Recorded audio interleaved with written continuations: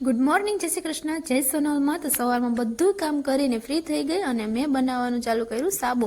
તો આ સાબુ સોપ છે અને આ છે કવારનો જ્યુસ અને આ છે કટકા કર્યા મેં સાબુના અને આ કવારમાં થોડીક હળદર નાખી અને સાબુ બનાવીને તૈયાર કર્યો. એ પછી મેં બનાવી ચટણી લસણની ખાંડી અને બહુ મસ્ત બનાવી, જેમાં લસણ જીરું ને ચટણી ને મીઠું ને બધું નાખીને ખાંડી અને મસ્ત મજાની ચટણી તૈયાર થઈ ગઈ. અને એ પછી મેં બનાવી શાક બનાવ્યું, કાચરીઓ તળી, મસ્ત મજાની કોઠીંબાની કાચરીઓ તળી અને ડુંગળીના ખારિયા કર્યા.